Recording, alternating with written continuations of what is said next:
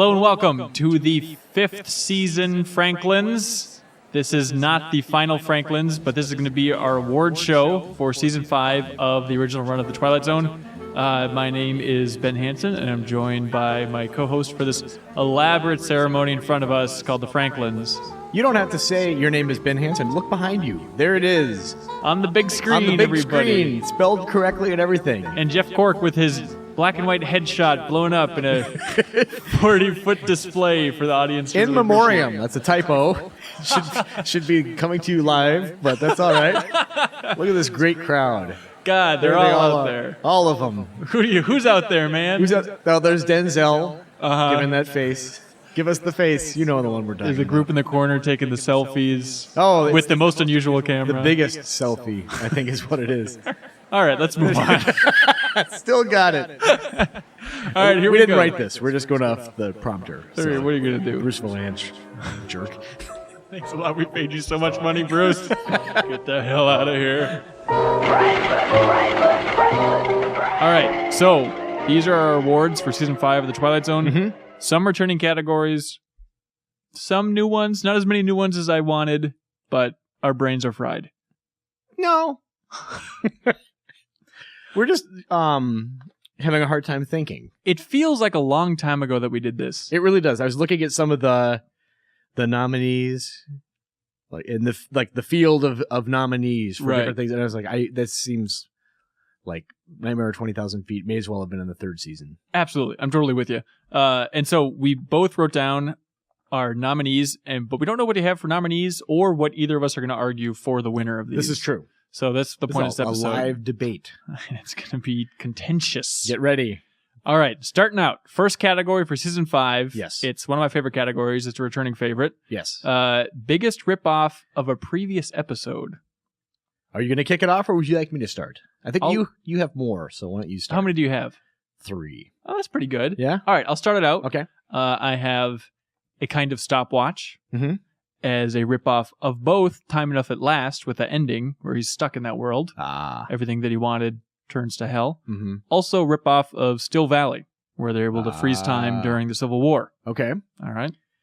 I've got In Praise of Pip and One for the Angels, where a character who obviously the main character in Praise of Pip is a lot less sympathetic than the huckster in One for the Angels, but both of them make a bargain with the supernatural elements to save the life of a young person. Wow. All right. That's an out there one, but I like it.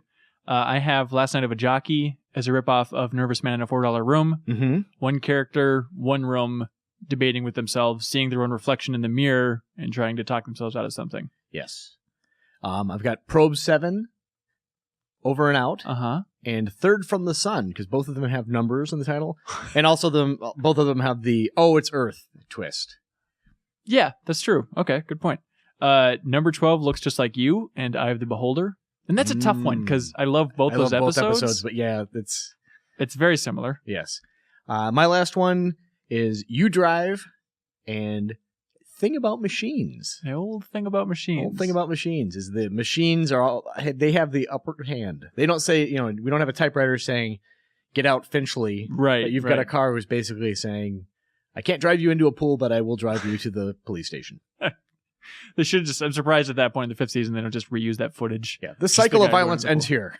The authorities could take over. I was just getting started for the ripoff episodes. Okay. I'm not passionate about all of these, but I'm going to keep going. Okay. We got Night Call as a ripoff of Nothing in the Dark combined with Long Distance Call. Oh. We have Queen of the Nile as a ripoff of Long Live Walter Jameson. Uh-huh. We have The Biggie. Okay. Caesar and Me as a ripoff of The Dummy. And then we have Stopover in a Quiet Town as a ripoff of, drumroll please, Little People. People are like all over. Where is everybody? 5 characters in search of an exit and Elegy. Wow. Yeah. So what are you feeling passionate about anything on your list there? I think your last one, I'm passionate about that. Just because I like how quickly you rattled off all those episodes. Thank you. Yeah. So with this category, it's kind of tough because it's like, do we go for the ones that rip off the most episodes or the one? I think there's something more potent in choosing the one that clearly rips off just one previous idea. I like Eye of the Beholder, number 12 looks just like you in a way. Even though I'm with you, I like both of those episodes an awful lot. Yeah. This I have to say, this season didn't have as many that were just clear, like you know what I mean? Like in I don't know. Franklin's, I think it might be up there. Really? Man, you think of Queen of the Nile and Long Live Walter Jameson, where somebody just slowly realizes that, oh my God, this person's been alive forever. That's true. Based off of old pictures and stuff like that. Or even Caesar and Me and the Dummy, which is, I mean, not that the plot is similar, but just the overall theme of let's have a dumb. You know what? I'm gonna reverse that last your last one. I now that I think it sucks. I think Queen of the Nile and Long Live Walter Jameson, actually, because you've got two characters who they're putting themselves out there, like meddling with history in a really prominent way, which is, in retrospect, a pretty terrible idea. So you're saying Walter Jameson just should have lived a life by himself and never tried to get married at all? He should have played it cool. Yeah. Played it cool and set by himself for 900 years. And maybe in Queen of the Nile, maybe don't be a movie star. What about, again, these are both great, but what about Night Call? And let's just scratch Nothing in the Dark and just make it Night Call and Long Distance Call. Night Call and Long Distance Both Call? calls from the afterlife, both incredibly scary. Both revolving around praying that the phone call doesn't happen. Well, one of them, the fear came from the fact that it was a child's toy phone. Right. It should not have been operational. Okay. The other one is just a telephone call. Completely different. That's only scary until you realize who's on the other end. Right. Night Call, or I mean, the other one with Long Distance Call, is just scary through and through because that phone should not be ringing. Yeah. Okay. I think maybe going against what I was saying earlier, there's something about Caesar and Me and the Dummy that I want to nominate it for this category. And maybe it's just because I want to give it to the worst. Is it because they have the same dummy? Is that? Yeah, it is. And just the idea of one season apart doing 2 dummy episodes. Yeah. It's a little weak. Well, one of them, though, the dummy is driving the person to madness. The other one, that he is fully on board with listening to the dummy to the point where he's taking up a life of crime. To the point that he's driven mad. That's true. You know what? Maybe. Oh boy! But Long Live Walter Jameson and Queen of the Nile have the same guy turns into dust effect. I know. So I was going to say the dummy should win because it's got the same dummy being used, but I mean they use an identical right death effect. And maybe again going against everything I was saying earlier, maybe there is something. Even though we both like this episode, to Stopover in a Quiet Town being just like this perfect fusion of all these other episodes at the end of the run of the Twilight Zone. Like that one is just like cherry pick from a couple of great ones in the past, cram it into this new thing, squeeze it together. There we go. There's an episode. Yep. You want to give it to that one? At this point, I don't even know if I'm reversing course because I'm just like aimlessly driving around a parking lot. Right. You want to give it to Stopover in a Quiet Town? Let's do that. All right, Stopover in a Quiet Town. Congratulations. Biggest ripoff of a previous episode. All right. Next category is a new one. Most needlessly complicated plot. Should be a simple idea. Yeah. Keep it simple, stupid. Keep it simple. As a wise man once said. My first nominee Keep for it simple, one, Serling. Keep it simple, Serling. There you go. Ring-a-ding girl. I would say. With the whole twist at the end about her being dead and on that plane. I would just say the whole thing, like the way she's constantly looking into her ring. There's like a sense of not knowing what's going on, but right. I think. And at a certain point, she starts seeing from the airplane's point of view. It doesn't help to add to the mystery in any way. It just kind of further complicates things for the viewer. Right. Like where is she seeing that? That's good. I have one I'm not crazy about. I'm going to fly past it. I have praise of Pip, just for like his whole crime ring circle. Like they spend a lot of time explaining exactly what happened in that crime ring. Yeah. When ultimately it just does not matter. Just get to the point about this dad missing his son. Yes. But I'm not crazy about that. My next one, I Am the Night, Color Me Black. Also needlessly complicated. Yeah. In terms of what happened with this murder when it should just be about this town getting too passionate about justice. That's a good point. Yeah. Gets bogged down in the details. The specifics of it. Yeah. Right. Yeah. How about come wander with me? How about come wander with me? How about that? Yeah. That was my puzzle with this one. Is it needlessly complicated, or does it just not make sense? I would say that it's both. Because I think that if they'd taken off a few layers, I would hope that the readers or the writers would know, oh yeah, this is nonsensical. This is kind of a goofy thing that's going on here. So yeah, I could see it. And I would say another one, this whole guy who's killed 800 people in the Jeopardy room. Oh, yeah. I would say that's a needlessly complicated plot. But that seems essential because that's why he's doing this whole thing, is because he's so bored with it. His plot to kill this guy is needlessly complicated. Whereas, like, he poisoned the guy with wine. Right. But it was just enough to make him pass out so that he could plant a device in there that, unless he cuts the wire, would blow him up. And he's killed 800 people, he brags to his friend. And he's still so bad at it, doesn't think about locking the door from the outside. Yeah. That's all he had to do. Just put a 2x4 over the door or something. I've seen that in movies before. Yeah, exactly. Lean up a chair. What about Night Call? For the whole ending about how it was secretly her fiance that she was too bossy with, and the driving situation, and one of them died because of that. Yeah, and then you told me I always do what you tell me. Yeah. Yeah. I'm rooting for Night Call.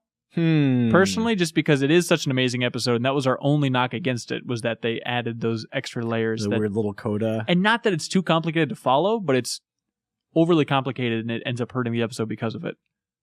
Yeah, because I think, if you removed that final third, right, where they do explain everything in a way, but then over-explain it. Yeah. Right. Yeah, I can go with that. Okay. I'm being agreeable this evening. I appreciate that. All right, I'll give it to Night Call for most needlessly complicated plot. All right. Not that we couldn't follow it. Right. Just to make that clear. All right, next category, we have Best Machine. Mm-hmm. The Best Machine from Season 5. Who's number one for you? Do I have to give you my number one? No, not number one. Number one on your list. No particular order. Uncle Simon from the episode Uncle Simon. Correct. And I will also expand that because I have Uncle Simon, but it's the same robot, so I have to give it up Brain Center Brain Center Whipples as well. Yeah. So that category, contestant should be Uncle Simon / Brain Center Whipples. He can robot. walk with a cane. He can try to hang up a phone. he can spin a keychain. Yep. I have Battling Maxo. Boxer from Steel with the creepy black eyes. Yep. I don't know how great of a machine he is, though, since he just goes down immediately. But he looks cool. A big spring. Yeah. It's popped. The stopwatch from A Kind of Stopwatch. Oh, intricate. Is a great machine. It stops time. Right. Agnes, the computer from Agnes with Love. She understands love better than any human on that episode, certainly. Yep. And she communicates like the set of $20,000 Pyramid. That's right. And she's funny. She's genuinely funny. Like $20,000 Pyramid. Exactly. She doesn't have America's Teenager Dick Clark as host, but that's okay. America's Dead Teenager. Aw. Sorry, let's move on. With love. And let's see. Taki Tina. I thought about that, but there's no evidence. He opens her up and there's gears and stuff, right? I don't think so. No, it might just... I wrote down Taki Tina, scene. And then I was thinking, like, wait, how do I know she's not a demon? Because he can't even penetrate her skin. Well, she's got a mechanism that allows her to talk. So at that point, I think we can upgrade her to machine. Because, I mean, like a block of wood... We don't know that it's not a demon. Really? Yeah. So how do you know that the stopwatch isn't just like a swirling vortex of red mist? All I gotta say is that he didn't pop the case open. I didn't put the stopwatch on my list, Cork. So I don't have to make that argument. It'd just be a guy in a suit. In fact, I will... It's impossible. I'll put money on it. There's no way. Uh-huh. All right, I'll allow Taki Tina. Okay.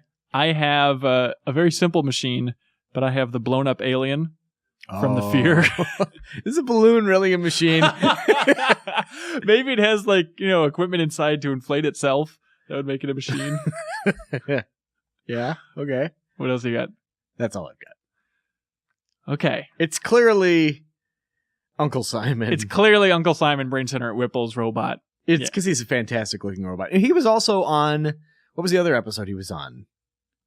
Just those two. Are you saying like a previous season? Yeah, wasn't there another? He was on another season too. I don't remember that one.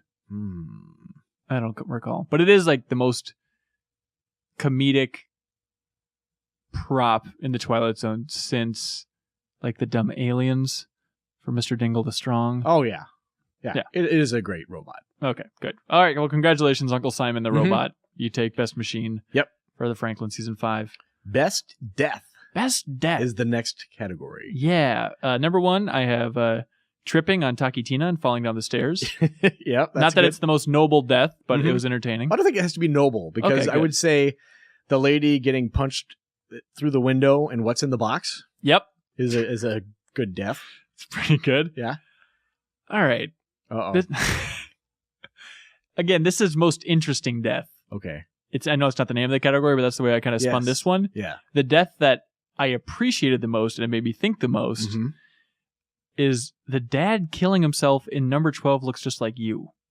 Oh, the off-camera? After he gets the surgery. Yeah, the off-camera one. The one that really captured my imagination the most. Yes. Was probably that death. Interesting. All right, but go on. How about that guy on Occurrence at Owl Creek Bridge? Are we... Oh, wait. This is important now. We need to discuss this. Here's what we discussed in the episode, and I stand by it. Okay. This is not part of the... I think moments within that episode count. Okay. But the overall episode doesn't count. Okay. That was my because it rule. Existed as a short film. Right. Independent of the Twilight Zone. Yeah, and I don't know. So maybe it should just be off entirely. So that way there's not like an asterisk. Because, I mean, if particular moments... Yeah. Then why not the whole thing? That's it. Scrubbing it. That said, you should watch An Occurrence at Owl Creek Bridge because it's awesome. Yeah. But all right, I'm with you. Yeah. Let's draw a line in the sand. It. All right, do you have another one to fill it in then? Absolutely. Even though it was effective in Long Live Walter Jameson, the Queen of the Nile death. Yes. Because I think this time we had more skeleton, I think. Yeah, it was a much more impressive thing. You got to see all the dust in there. Yeah, much more close-ups of the skeleton and the weird rib cage and the cool bugs sucking the life out of them. Yes. That was one of those, I was filling out this category and I almost forgot about that. And I was like, oh my God, that is an awesome one. This one is debatable. I'm going to throw it out there. It is a death that we don't even understand, but we clearly saw it. The re-killing of the brother in Mr. Garrity and the Graves. The brother, when he's walking down the street, the undead creature, which he then makes disappear. And I know in the lore of the show that it was just the actor. But should that count as a death? Because he totally disappeared, and from the way the characters see it, and we don't understand how it happened physically. I don't know. It's kind of a gray area. I think I'm going to say no. Okay, that's fine. That's fine. What else you got? That's it. Okay, I also have the seventh is made up of phantoms. The guy's going back and being killed by what tribe was that? I don't recall. Okay, whatever took out Custer. I'll say the Sioux. I think it sounds right. Okay.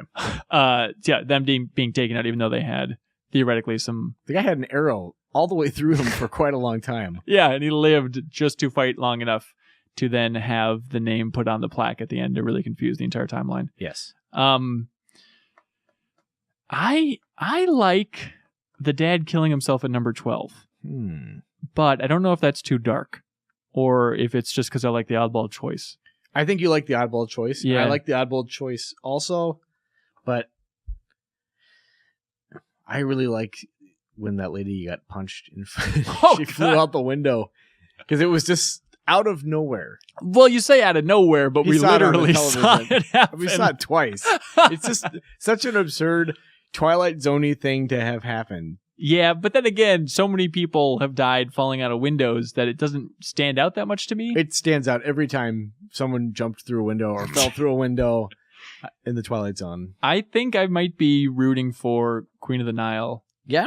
Even though we've seen it before. Yeah, just the slightly more elaborate version of the Walter Jameson death. Yeah, the lingering skeleton, I think, is... Yeah. And the bug play. And it got windy in there, too. Not as much, though. That's right. Because the daughter had to sweep it up. All right, I'll give it up for that. You ready? Yeah. All right, lock it in. Queen of the Nile. Lock it in. Mr. Journalist, fading away. All right. Mr. Makeout Journalist. What? Just instantly started kissing her. Remember that? Oh, yeah. He did a real good job. Getting down to business. I love this category, this next one. This is the most Serling-y episode. Yes. I have 3 candidates. I have 3 candidates. All right. I have a feeling we're going to have some overlap here, too. Starting out, Yes. I'm going with Old Man in the Cave. Oh, I don't have that. Oh, really? No. Okay, yep. Written by Serling. Mhm. There's a whole speech at the end about the reason that humanity is going to fail now Yeah. is because they lost faith, and all they needed was faith, and whether the destiny of man is truly greed after all. Mm-hmm. I am the knight, color me black. Correct. But for the sake of argument, we'll go on. Yes. I have Probe 7 Over and Out, Mm-hmm. talking about Adam and Eve Yes. and how, overall, man's just a frightened creature. Wherever he is, it's not a matter of our language or our culture. It's our breed. We're Mhm. frightened to the core.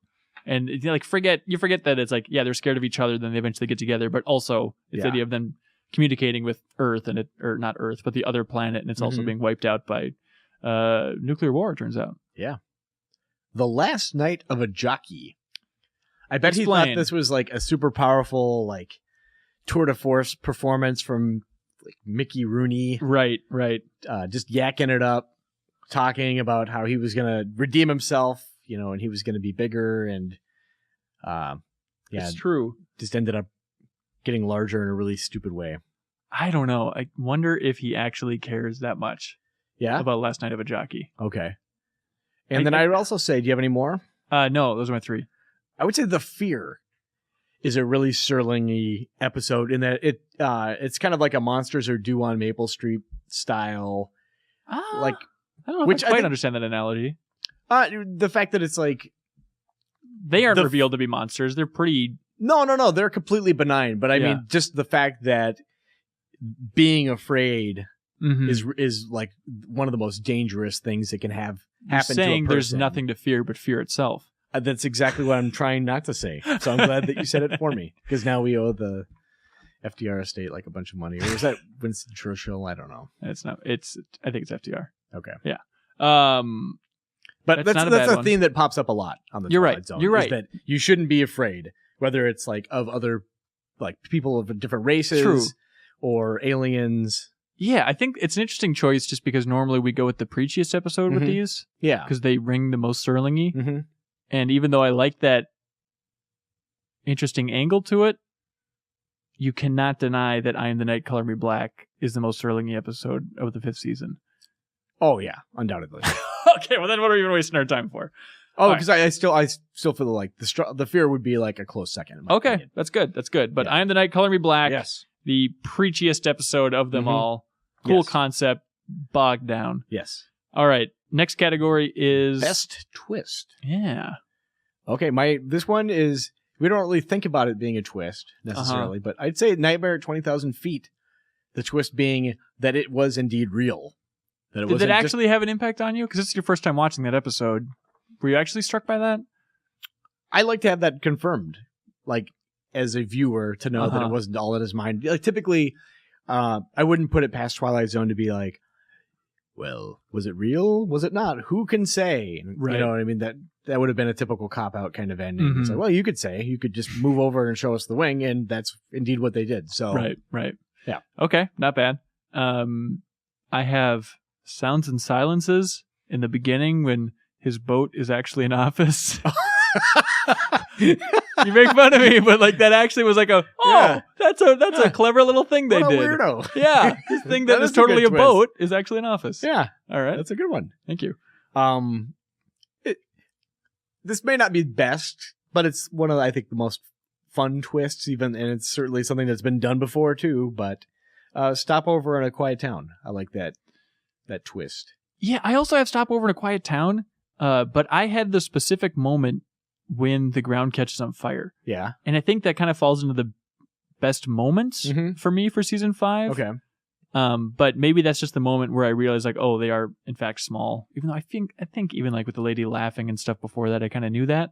And the squirrel flipping over on the branch. Yeah, That's so pretty good. you know that stuff's going on. So Yeah. but still, the overall twist had an impact on you. I don't know if it had an impact on me. I thought it was Uh-huh. super fun. Okay, Yeah. fun. I totally agree. Yeah. But the thing is, we've debated this for 5 Franklins now, Mhm. whether or not this is the best twist for us personally on this viewing, or trying to look at this thing objectively. You know what I mean? And I don't have an answer. At least I forgot what my answer was last time. Someone's made a chart, probably. That's right. I have what's in the box. Mm-hmm. Just the idea, and not like the ending, because we all saw that coming, literally. Yes. But just the idea of them rebroadcasting the episode of The Twilight Zone shot for shot on their TV. So the twist of using the actual content and edits from The Twilight Zone within an episode of The Twilight Zone as a cool twist. I like the fear. The fact that it's like the invaders, but with better tech. Sure. And it was a balloon. And the giant footprint was indeed made using some kind of footprint making tech. Giant fingerprints on the car. Right. They had their stickers. Yeah, big decals. Put them on there. And a magnet. That would be a sweet decal for your car, by the way, now. Let's do it. Put giant fingerprints all over it. Yeah. That's not bad.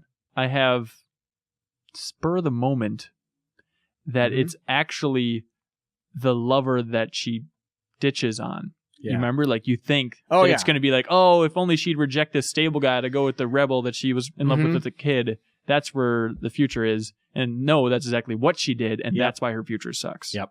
That's a good one.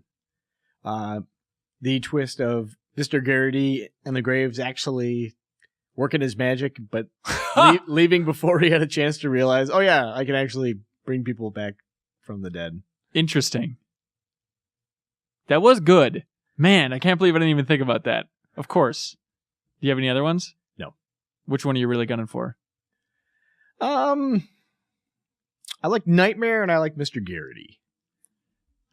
Okay. I like Mr. Garrity and I still like Spur of the Moment. I do think that was the twist that had the biggest impact on me while watching it this season, going like, oh, that's actually pretty clever. The Spur of the Moment? Yeah. Not that that's a great episode overall, but that moment was the moment that I appreciated, a nice quick twist in my brain. Yeah. But what was your other one? Mr. Garrity? Yeah. Because that one was also funny. Mm-hmm. And it was genuinely surprising. Yes. I mean, once they walk off screen and they're still showing the graveyard, you know what's coming, but... Yes, exactly. I'll give it up for It's Mr. like a double twist. Yeah. I'll give it up for Mr. Garrity. All right, let's give it up for Mr. Garrity. There we go, Garrity. Cool. All right, next category is biggest waste of a gift. All right. I have a kind of stopwatch. Yes. Specifically how he was trying to show other people what he could do, and to show it, he would just pause time, go over and ruffle their hair, and then like take 2 drops out of their beer, and then go back to exactly where he was standing, and then unpause it, and they're like, okay. Why don't you just walk to the side? That's all he had to do. Feet. He could do some cool blink maneuvering, yeah. Shave your head real fast. Or something. A lot of things you could have done. I would say the old man in Old Man in the Cave, that was sustaining that entire community, that computer. Yeah, he was telling them exactly what food to eat. Yeah, you don't end up with those giant squishy tomatoes that made everyone sick and all that. That's good. I have the telekinesis with the aliens in black leather jackets. The fact that they didn't really use it as much as they should have. Maybe they didn't understand that they could essentially conquer Earth with that kind of capabilities. Just poisoning it. Yeesh. I would say that the short drink from a certain fountain, the age-reversing potion, if he had just given his brother a little more time to perfect the formula and not just drink a bucket full of it, the equivalent dosage, and turn into an infant. That's a good one. That's a good one. I have the dork in From Agnes with Love going on that date and completely blowing it when she seemed to be super into him, in the beginning of it, the ultimate gift. Yeah, he was like reading like Einstein. Right, out loud, and then stepping on her foot while dancing and all that stuff. Yeah. And then tried to just open the champagne all over her. Yeah, that was great. And my last one is Salvador Ross's gift in the self-improvement of Salvador Ross when he realizes that he can buy qualities from other people. Yeah. And he doesn't really think it through, like trying to buy all the compassion from her. So just the idea that he left that part of himself out completely? No, the fact that he didn't really think, maybe I should buy compassion from someone else, because if I'm buying qualities from people I have to interact with, they no longer have them. Right. But then again, maybe it was compassion plus the love for the daughter that he was buying from the dad, you know? Yeah. But that would be like if you bought all your like super sweet kissing moves from your girlfriend, and then she no longer knows what to do. That's true. Which is, to use a perfect analogy. That's right. All right, so which one are you really gunning for here? For biggest I'm going to say the old man in Old Man in the Cave, because this is such an important gift for their society, and a bunch of yahoos roll in, and they want to see this old man. And there was no reason that they had to destroy it. No, they could have just seen it and say, oh, okay, whatever. Maybe we can use it. That sounds okay. That's awesome. It's keeping everything alive. Plus, they weren't like, I don't know, I guess, I don't remember them being crazed maniacs that are just like bloodthirsty. Like they were angry about the whole thing. Bullies. Yeah, they were bullies, but they weren't primal. You know, like they had no reason to just start hacking up this machine, which had no negative impact on their lives whatsoever. Mm-mm. I mean, worst case scenario, you can kill the guy that's like the prophet. Yes. Who's maybe a little bit too into this computer that might like, you know, threaten your rule or something. All right, I'll go with the old man computer. Beep, bop, boop, boop, boop. There we go. Most likable character. Yeah. Is next. I like Steel Kelly in Steel. Real good choice. Good Lee Marvin, Steel. Marvin. Really good. I have the old man from The Masks. The old man that gets vengeance on his entire crappy family. Yeah. I wonder if we like him mostly because everyone else sucks so hard. But I think we also like him because we just hate that family and then get to watch him just pick them off one by one. And not even kill them, better than kill them, just disfigure their faces in ways that's really fun to actually have revealed to the viewer. You might notice that I bring this episode up a lot. But I really like Trooper Robert Franklin in The Fear. He establishes himself as like... You never expressed that when we were talking about The Fear. I think he's a pretty cool guy. Like, he just immediately shuts that lady down and says, you know what, you're like a world-class snob. Oh, that's right. I was in World War II. Yeah. He's very reasonable. He's not afraid to show fear. That's true. He was a very well-rounded guy. On the level dude. He just wasn't like... super on the level dude. Yeah. Another super on the level dude, I have the car from You Drive. As a character, it's kind of like, it's a little bit like, you know, the carpet from Aladdin, where it's like, it doesn't need to say anything, but it expresses enough personality to know that it's a cool guy. Honk, honk, flash, flash. Delivers sweet justice. It's a merciful car. Yeah. Opens the door courteously. It likes loud music, just like me, baby. Rock music, yeah. Agnes, from Agnes with Love. Okay. Agnes was really funny. That's true. And if he had just learned to love her back, everything would have been cool. Yep. All right. Now this is an oddball choice, but most likable character. Yes. I interpret that as the character that I'm actually delighted to see the most. Like the more I'm watching this character, the more I like it. So I have to go with the gremlin on the wing from Nightmare at 20,000 Feet. Yeah. Like, what character are you looking forward to seeing more every time that curtain's down? That's a good point.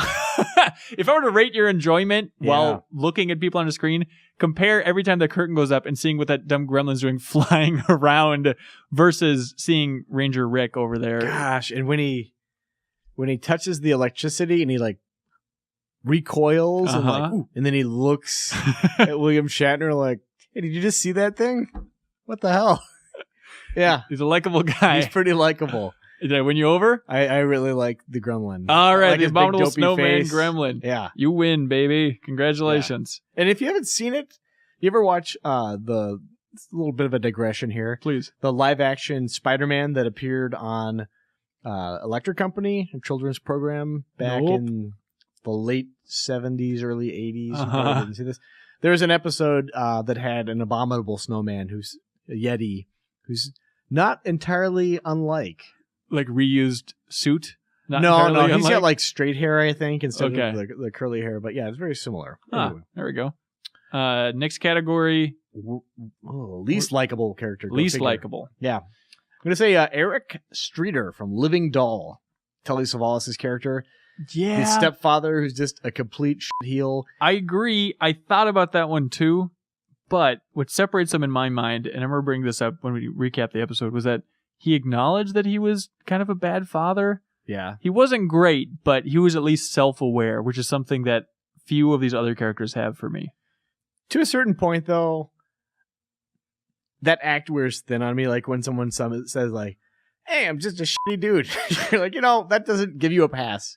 Just the fact that you acknowledge that doesn't mean that you could just be awful to this little girl that you've chosen to marry the mom. Mm-hmm. This little girl is a part of your life now. Right. And to just completely dump on her and to try to use a drill press on her new doll. The doll threatened his life first. He didn't start it. Yeah, that's not the sign of a reasonable man. All right. I have the wife from Short Drink from a Certain Fountain, who was just destroying his family She's artifacts terrible. while screaming drunk. And then, Yes. I mean, ultimately has to take care of a baby in theory, but she was just horrible. Yeah.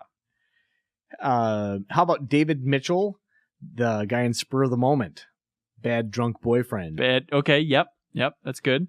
I have obviously the main character from Sounds and Silences. Roswell G. Flemington. That's I the presume. one. There we go. Yes, I had him in the shoe. And Salvador Ross. Yeah. Just a pretty skeevy dude. Yep. He's up there. And then maybe the manager from Brain Center and Whipples. Yeah. He's up there. I really like the Short Drink. Oh, what if I told you I had one more? You had one more? But wait. Yeah. But wait. And again, this is kind of falling reprint the envelope. Yeah, no, this is almost the same as the last category with the most likable. This is the character where every time this person was on the screen, it actually brought me pain.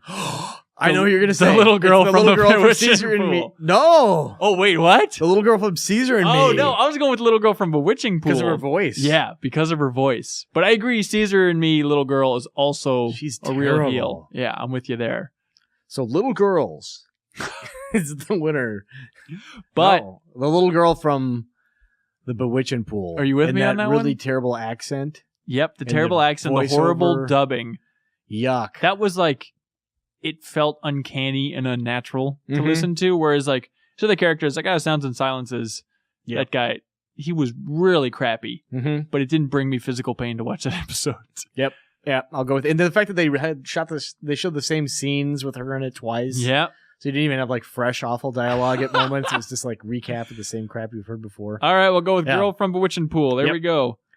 I think it's your turn. Yeah, we've got worst title. Worst title for an episode. Ring-a-ding Girl.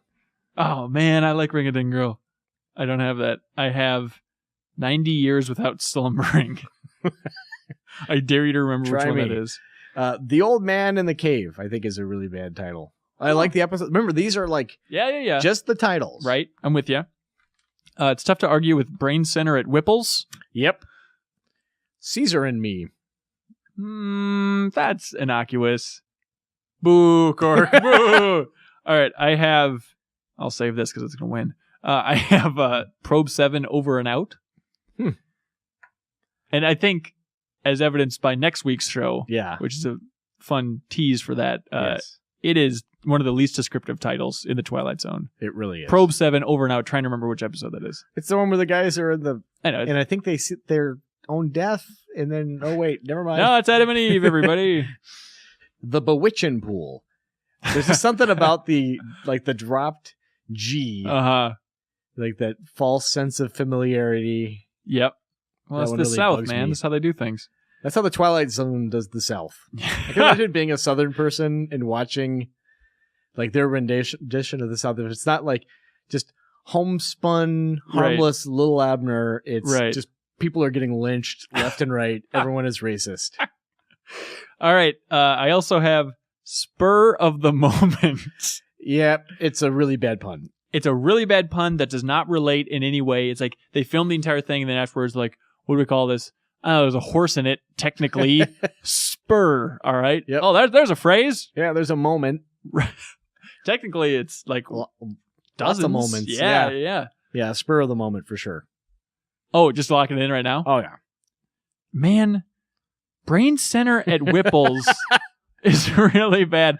And 90 Years Without Slumbering is a bad title and also another one that does not describe the episode at all. Yeah.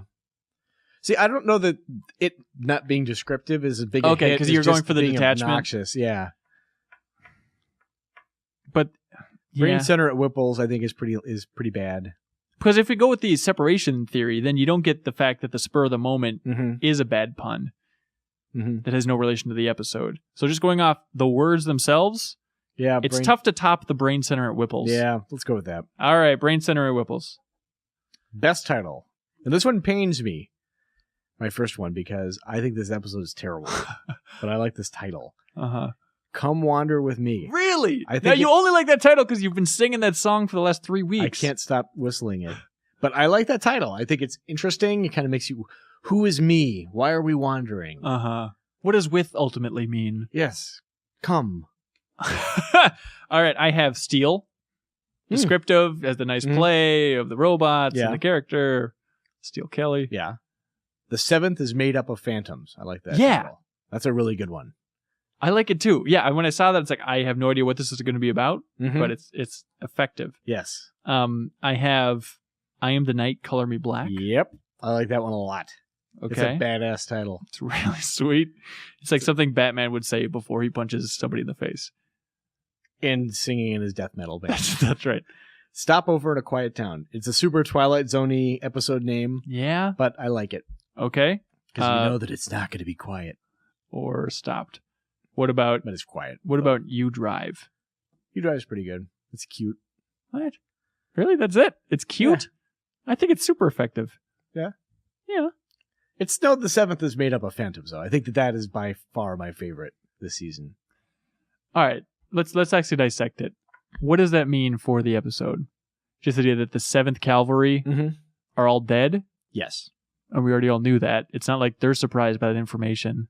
But we don't know... Technically, you could say any old regiment is all made up of But we don't phantoms. know what 7th is when we first go into it, though. Right. All right, I'm with you. 7th is made up of phantoms. Yes. Best title. All right. Now, this is another really good category. I like this one a lot. It's still good. After all these years that we've been doing this godforsaken show. The most aggressively mediocre episode. Yes.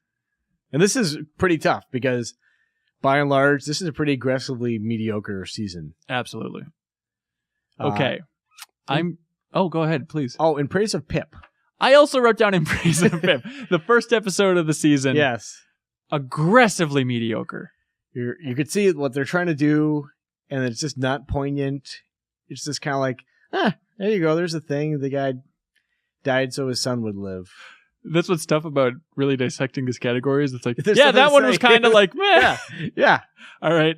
I have Probe 7 Over and Out. Yep. I got that as well. Okay. You Drive. I don't know. Oh, no, sir. No. You are completely incorrect. You love that episode too. Yeah, but looking back at it, it's pretty mediocre. Oh, boy. History will not be kind to that statement. All right. I have The Encounter. The Encounter? Do you remember what The Encounter is right now? I do. Okay, good. Yes. The Long Morrow. Interesting. A lot of guy talking in his cryo sleep ice block.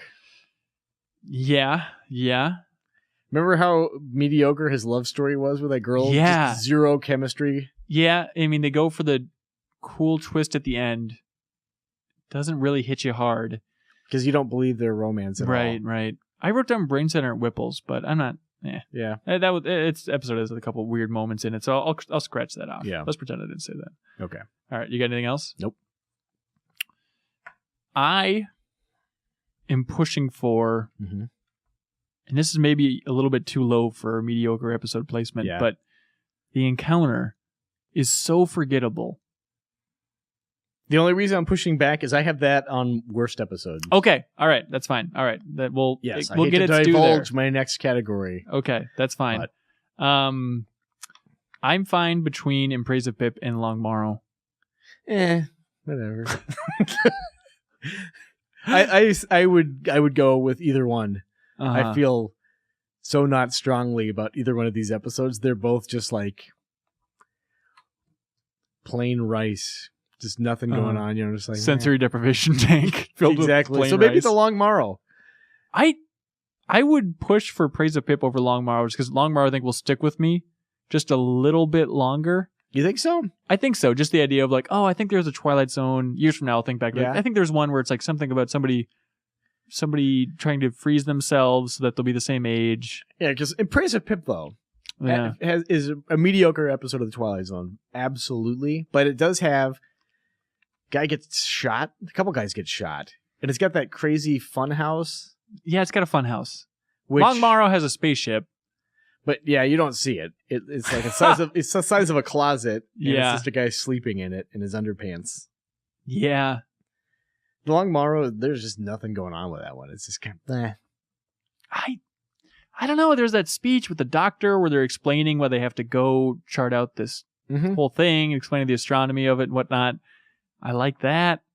I think Longmorrow is a solid 6, and I think Praise of Pip is a solid 5. Yeah. All right. Are you telling me that 5 years from now you will have more memory of Praise of Pip over Longmorrow? Because I call BS. I will be hard pressed to recall either. I would probably tell you, to be honest, in Praise of Pip, oh, that's the one where that teacher gets really sad. Sure. And it's a wonderful life. Yeah.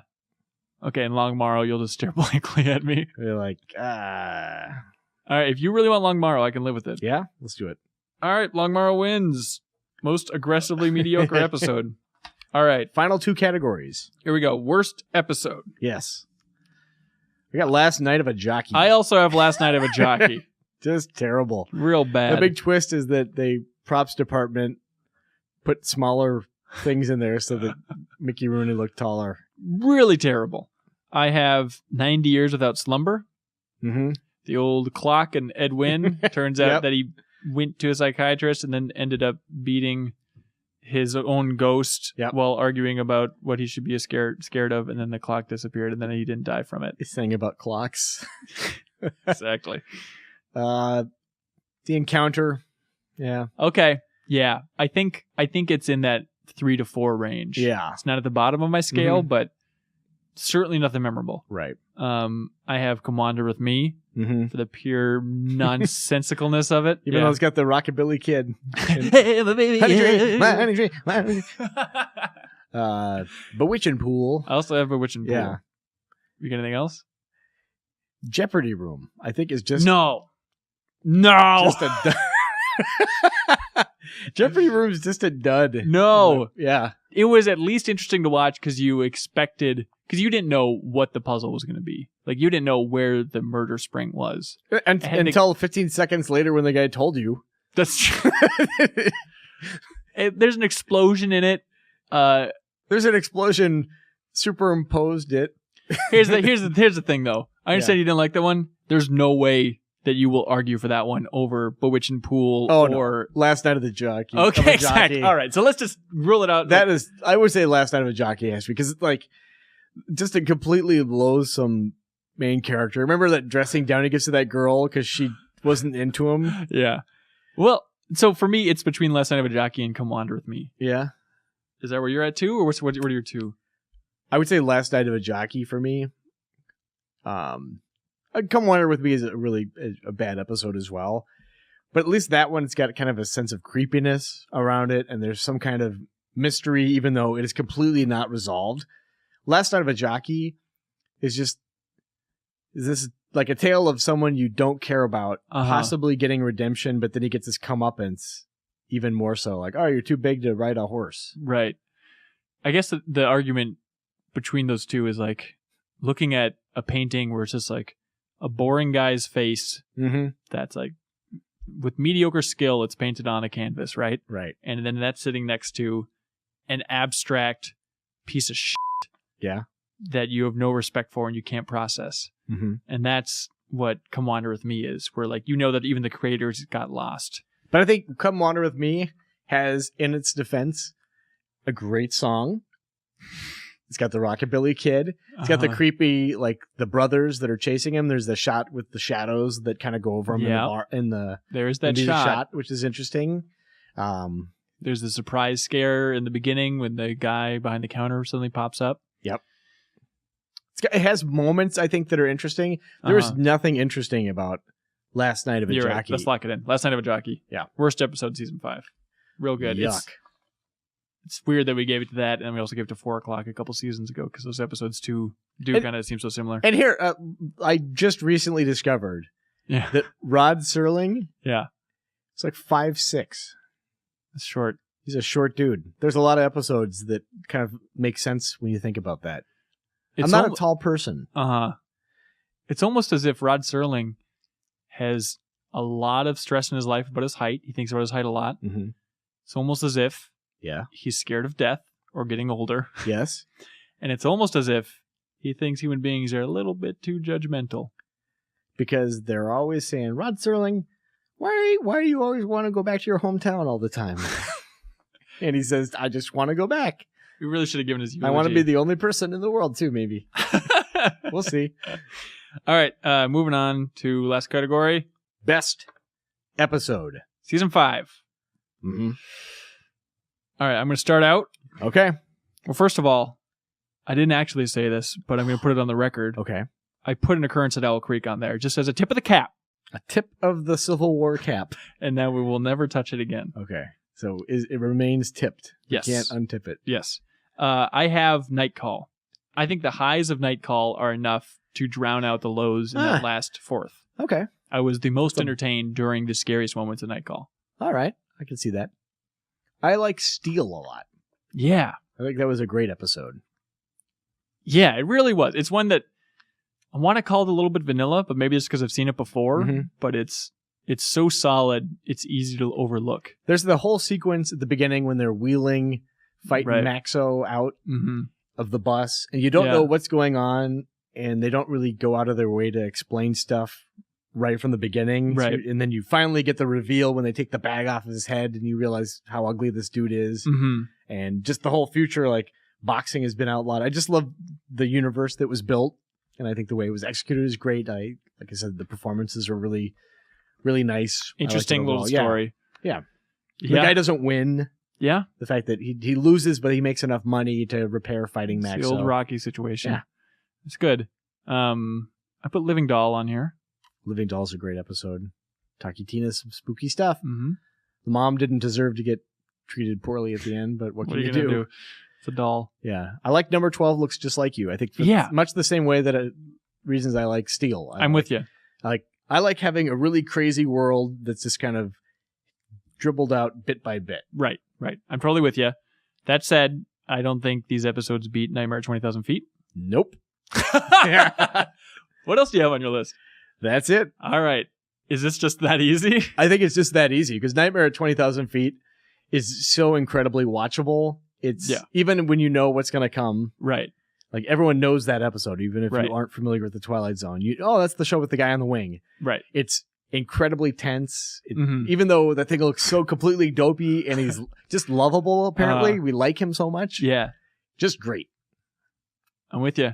And like those other episodes, completely solid 8s. Yeah. But you can't beat Nightmare at 20,000 Feet. No. It's a 20,000 if we had to rate it, I think. So I went to this horrible stand-up comedy thing last night in Minneapolis at Grumpy's. It's like an open mic thing. Uh-huh. And the host was the worst person. I'm sure he's listening to this. But he's been doing it for like 10 years apparently. You can tell he just really likes being on stage, but this is like his big opportunity. Maybe only opportunity is by hosting this thing. Mm-hmm. So he tries to savor it. And he had a joke where he goes, yeah, before I met my wife, I slept with a nun. I mean, not an actual nun, but she's on a scale of 1 to 10.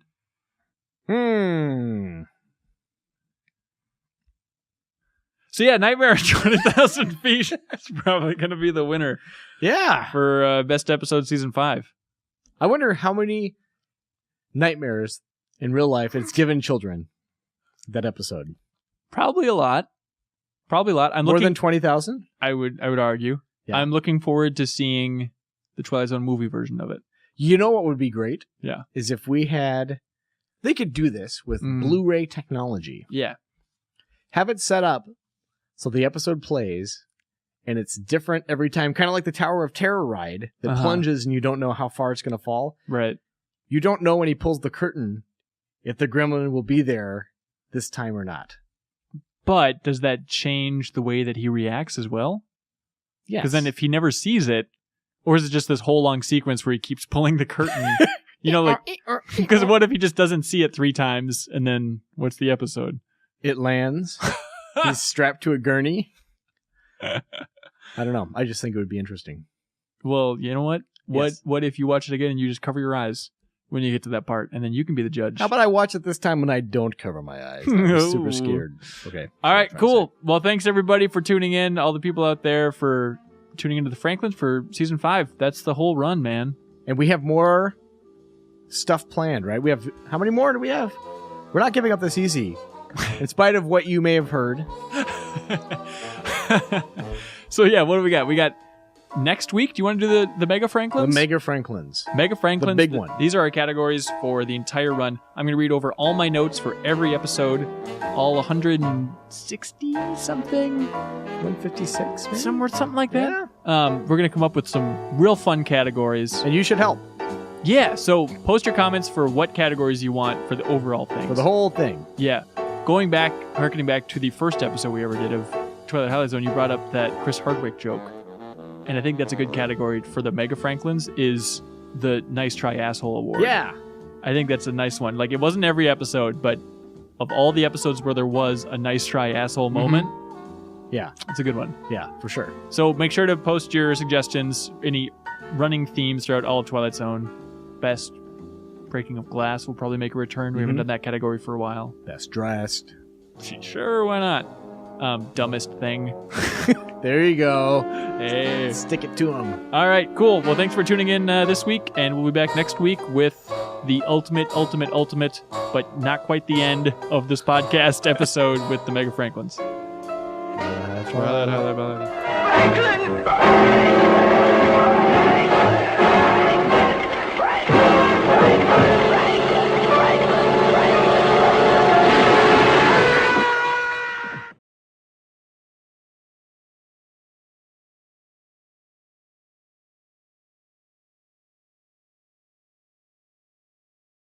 Hot butt jam. She's been living in her no butt world. Got some mayo on her. Put the mayonnaise on that hot butt jam. Nut mustard.